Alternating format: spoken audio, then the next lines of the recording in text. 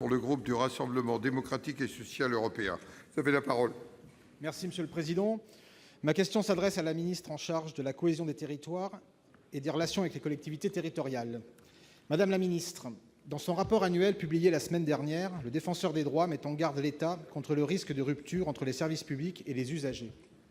En 2018, 94% des réclamations qui lui ont été adressées portaient en effet sur cette relation des usagers avec les services publics.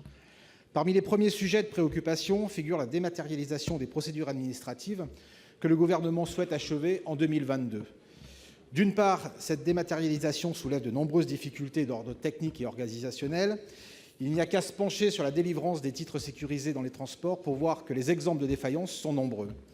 D'autre part, comme l'a très justement rappelé mon collègue Jean-Yves Roux en janvier, la dématérialisation des services publics nécessite une large couverture Internet, un bon équipement des ménages et une maîtrise de l'outil informatique. Or, plusieurs centaines de communes n'ont toujours pas accès à Internet et 13 millions de Français sont encore en difficulté avec le numérique, sans compter le coût de l'équipement informatique que l'on fait bien sûr peser sur les ménages. Le numérique est un facilitateur indéniable dans de nombreux domaines. Il n'est pas question de remettre en cause un tel progrès. Mais dans cette phase de transition, il est essentiel de renforcer l'accompagnement et l'inclusion numérique.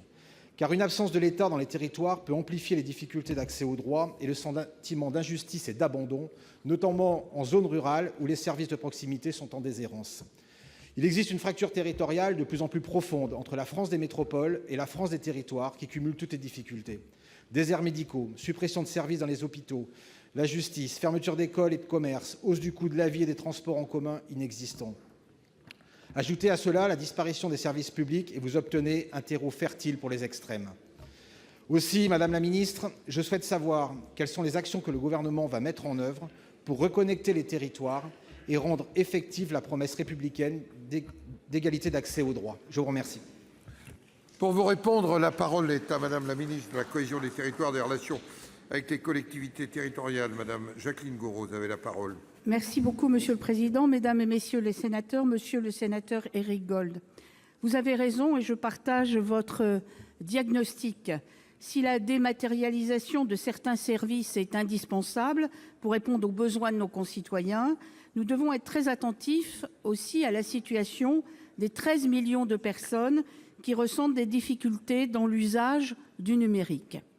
Pour cela, le Gouvernement agit dans 3 directions. D'abord, pour renforcer la présence du numérique sur le territoire avec un engagement de plus de 3 milliards du gouvernement, aidé en cela par les collectivités territoriales qui agissent aussi sur les territoires pour développer l'accès au très haut débit d'ici 2022.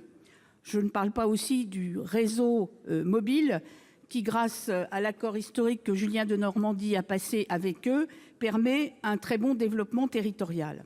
Mais il faut accompagner et la mise en place de mesures fortes d'inclusion numérique, tant avec le guichet cohésion numérique des territoires, qui se traduit par un soutien financier jusqu'à 150 € pour l'installation d'équipements. Et puis il y a également le pass numérique qui permet d'accéder en compétences avec des personnes qui ont besoin d'être formées, qui sont les moins à l'aise avec le numérique. Et enfin, troisièmement, avec un accompagnement humain nécessaire de nos concitoyens qui sont très éloignés, si je puis dire, du numérique, au milieu, je dirais, ou à l'intérieur des maisons notamment de services publics. Il y en a 1400 sur le territoire et il y a aussi la présence dans les sous-préfectures et dans les préfectures de médiateurs numériques pour aider les usagers.